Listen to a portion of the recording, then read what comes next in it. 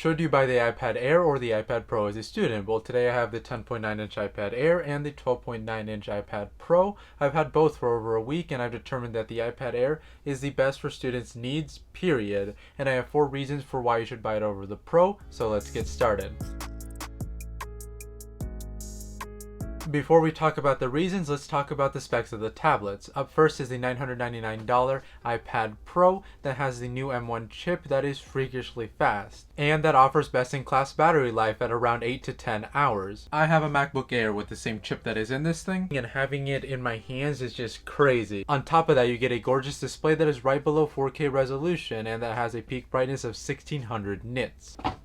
Boom. If you were to downsize to the 11-inch option on the iPad Pro, you would still get the M1 chip with just a slightly worse screen, but it's still pretty good. Both Pro tablets come with 2 cameras, one wide camera that's 12 megapixels and an ultra-wide camera that's 10 megapixels, alongside a LiDAR sensor which basically allows you to scan your environment to create 3D models.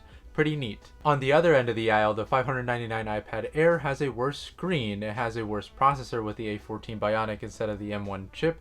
It has a worse camera setup with 1 camera instead of 2, and you don't even get the 12-inch option, so why would you consider it over the Pro? Well, first and foremost, I think that the iPad Pro is too much for students. After a while of using it, the screen and the processing power is kind of an overkill for me. On iPads, I tend to play games, write notes, and web browse, as in basic productivity and email. And you don't need the M1 chip to do all of this. The A14 Bionic and the iPad Air will be able to handle all of this and more while saving you money. Over the past week, I've sat down to use both in my living room, and besides the quality of the screen and the size of the screen, I've experienced no differences in performance between the two. That being said, I acknowledge I'm not pushing these tablets to their limit, so let's talk about how they compare if I did push them to their limit, and then we'll talk about price. So if we look at the Geekbench score for both, which is just basically a measurement for how well the processor performs, the M1 chip performs 75% better in multi-core performance, which tends to favor larger and more complex applications.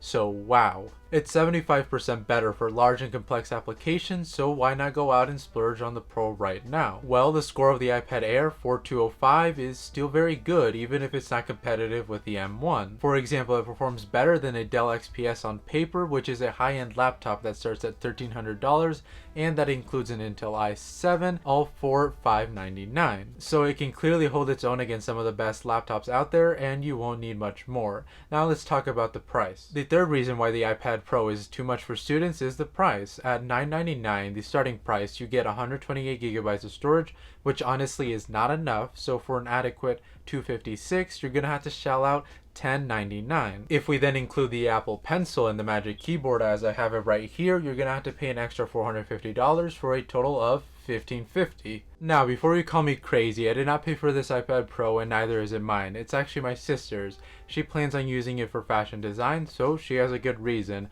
And because of that, she got the 512 gigabyte option of storage, which costs her $1,800.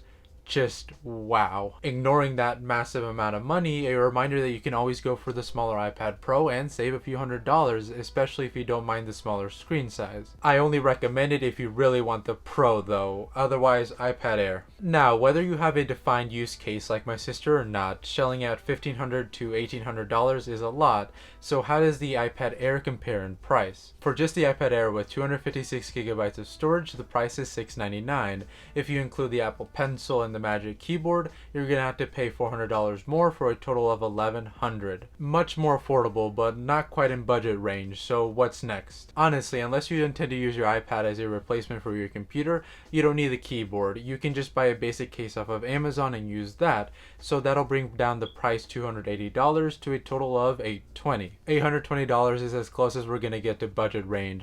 For that price, you're gonna get a great portable tablet that's gonna allow you to chill on your sofa and watch some YouTube, and also take notes on the go with the Apple Pencil. To me, that sounds great, but there's one last reason that you should consider. But before we move on, we should talk about Apple's educational promotion going on right now. So until September, Apple is giving away a free set of AirPods with any purchase of an iPad or MacBook. On top of that, you get a $100 educational discount, and to take advantage of it, you can basically just Google Apple's educational store, or you can walk into your local Apple store and tell them that you want educational pricing. Now, reason number 4, and honestly, Honestly, this is not a real reason, but it's important to some of us, so I had to mention it, and it's the color choices. You have more color choices with the iPad Air, 5 to be exact. You get sky blue, green, rose gold, and the basic offerings of silver and space gray. Meanwhile, with the iPad Pro, you only get silver or space gray. Boring. So for those of you who care what color iPad they have, the iPad Air is a no-brainer. A couple of things before we wrap up. I actually wanted to mention the difference in screen size and how immense it actually seems. Holding the Air is simple, meanwhile the Pro is way too large for my liking. Obviously it's going to vary by user, but just for taking notes, the Air is way more comfortable to use when sitting down on a sofa than the Pro. But I totally get why people are obsessed with using the iPad Pro 12.9 inch as a laptop because, well, it's a pretty big canvas to actually do work on, and you get the touchscreen. Also, since I've had some time with both, I will be uploading a video talking about all the features of these tablets and how they can best benefit students. To wrap up, the iPad Air exceeded my expectations. I thought the Pro would blow it out of the water in performance, in screen quality,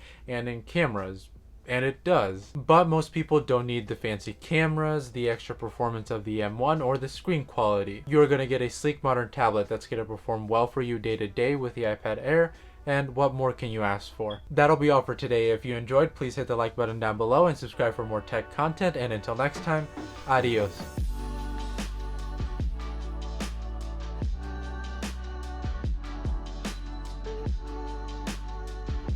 Now I have to return this iPad Air, and I honestly don't want to do it. It's really freaking nice. Should I keep it? I should keep it, but I can't afford it. I should keep it, but I can't afford it. This is the life of a student, you see. It's really hard. You get a hold of something fancy, you want to keep it, but you actually can't afford it.